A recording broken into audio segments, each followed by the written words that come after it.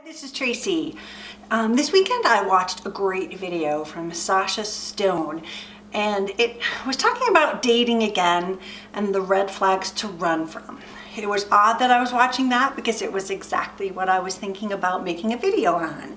So she spoke of the words that we use to describe our narcissist dating patterns, because what do we say when we're out on a date and we want to get rid of that negative talk? So we don't want to say, oh, I've been in a narcissist relationship and blah blah blah. Her video tells us to run from someone that describes their last relationship as a victim. And while I agree that people can get stuck in victim, I want to clarify this. Narcissists only act the victim role. But sometimes people like myself, and probably you, we're actually victims of a terrible con job. I bet most of us watching this would identify themselves as a target, a victim, or a survivor. If we actually knew what a narcissist was and we understood the red flags, then we'd be laying by the fire somewhere with a normal person, not the monsters that we've been with.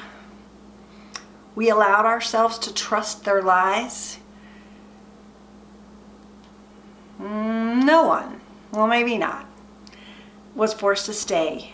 We just didn't know we had a choice. Does that make sense? Did for me. I lived in victim speak.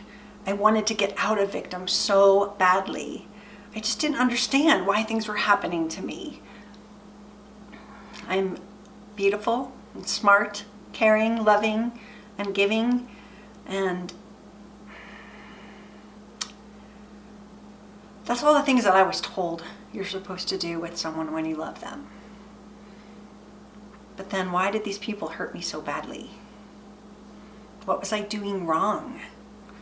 I did not know what PTSD was. And I really tried to get help.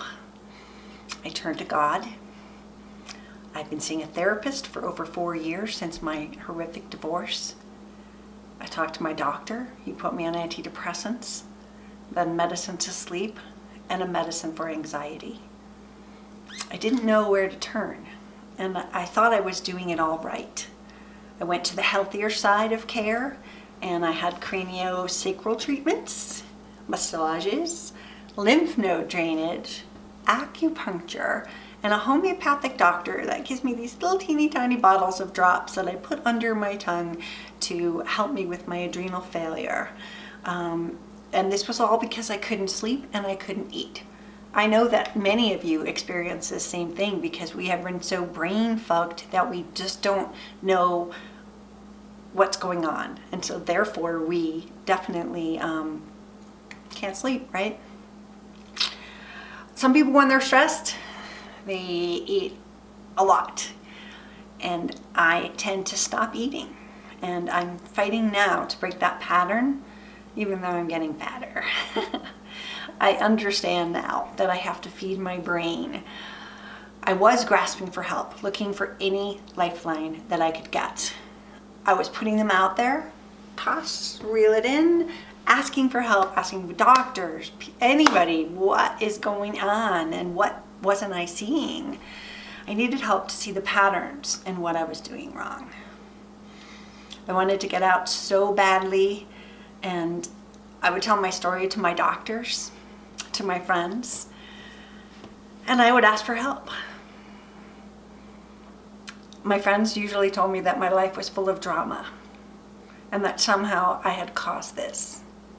Now, I'm not saying that I'm not taking responsibility for being with a narcissist, but I really didn't understand the drama. It was all seemingly normal. I was in a relationship. I was in a marriage for 10 years. It just seemed normal. But that's not how it was. And the doctors were treating my symptoms. They weren't treating what was going on. Even the therapist, who didn't understand what a narcissist was, They weren't helping me, but I thought I was doing everything right. When a friend told me about gaslighting, it led to sociopaths and then narcissists. Then I was like, well, what about me? How did I get here? Why me? What's going on? How could I have all of these terrible people in my life? And that led me to codependency. It led me to understand that my mother was a narcissist, which explained my entire childhood and the relationships in my family, the family dynamic that I didn't understand. Because I was blind, I attracted the wrong people into my life. And I allowed myself to accept less than I deserved. And I kept lowering the bar like this. So much so that I attracted pond scum. Actually, lower than pond scum. To mouth Julia Roberts, the algae that feeds on the pond scum. Learning about codependency, I realized that this was a skill that I acquired from when I was young, and that enabled me to survive through an abusive family. But in my eyes, I had truly shown love, felt love, but now I know it wasn't love, and it was caregiving to abusive, manipulative people. I was giving more away than I ever took for myself. I now know that abusive people are the only ones who lie and steal and commit love fraud. I will never allow another silver-tongued snake to hypnotize me again, right? I hope you don't either. I will live by the rule that actions speak louder than words, and I'm not going to just listen to their sweet, loving words because they are the silver-tongued snake, and I'm so used to that because at the beginning, right, they give you all this love. They bomb you, they sit there and they make themselves into your perfect person. And so you hold on to that. You think, oh my God, they're just having a bad day, whatever their excuses are. But in reality, they are not human. And I experienced horrific discards by these people that I loved. And this really fucked with my head. That's 2 F's in one movie. I wanted to move on and I wanted to make better choices, but I didn't know what was right or wrong. I slept next to these people, for God's sakes. This doesn't make any sense. Then, thank you, YouTube University, for teaching me what I needed to know about what narcissist abuse was, what my role was, what the signs were, the red flags, all of it. I don't know what I would do without the University of YouTube. But why aren't the domestic abuse agencies educating us? This is an epidemic, right? Why aren't they doing anything to stop it? So what's next? I started out talking about Sasha's video on dating again. And so I know we're all going to face this sooner or later. I choose later. Way later. At this point, I have absolutely no interest in dating. I have a lot more healing to do. And I want to understand my life before I put a person into it that's going to distract me from my journey. This is the first time I'm choosing me. And I know that I was always afraid of being alone. But that fear made me make really bad choices. We're not going to put up with that anymore. My kind heart was a perfect target, or a magnet, as Ross Rosenberg would say. Right now, I'm really afraid to trust. That's going to take time. And then I'll be ready to date again. I'm comfortable where I am. I'm building my business. I'm being with my friends. I'm learning about my past. And I'm healing in a way that I will never let anyone take this away from me. Let's get back to the question at the beginning of what would you say when someone asked you about your past relationships on that first date. Let's say you're sitting at Starbucks and you're having a discussion with this person, and as Sasha said, if they just go, I've been in horrible relationships and stupid bitches, all of that stuff, all that hatred spewing out, that would be definitely a red flag. I am not saying if I heard that, I wouldn't just excuse myself to go to the bathroom and probably not come back. But my silver-tongued devils were not like that. That's not true.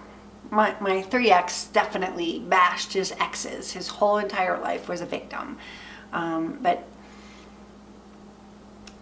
I wouldn't listen to that again. But I know that I spoke like that because I just didn't understand what was going on. What was I supposed to take accountability for? I didn't know. So if you were to say something along the lines of, I didn't know what kind of a relationship. No, I didn't know things about myself that led me to make the wrong choices in people. Now I know, and that's enough. I don't think I want to tell anyone anything else. I don't even know if I want to tell them about my past lives. Not until they've passed my test. I don't know what my test is, but I need to know them better before I let anyone in my heart. And I would love to know, if you've gone back dating, what is it that you tell the person that you're about to date on your first date? What do you tell them that was your history? I could say, oh my goodness, I have had 2 terrible narcissists, a terrible divorce, or this or that. I don't want to be that girl. But I also don't want to just blatantly come out there and tell them too much. I know that together we can heal. So if y'all can tell me what you would say, or what you've said, or what doesn't sound good, I would really appreciate it. I'm able to take responsibility for the fact that I didn't know, and I'm able to take responsibility and move on in my life. And that's the difference between us and a narcissist, is that we can take accountability. I've had negative experiences in my life, and I've chosen normalized abuse because I was unaware of my childhood trauma. What about you? If you want to subscribe to my channel, I would love that. And I get so excited that I dance around the house when I get a new subscriber. So let's get through this together, and let me know your thoughts. This is Tracy. That's all I got.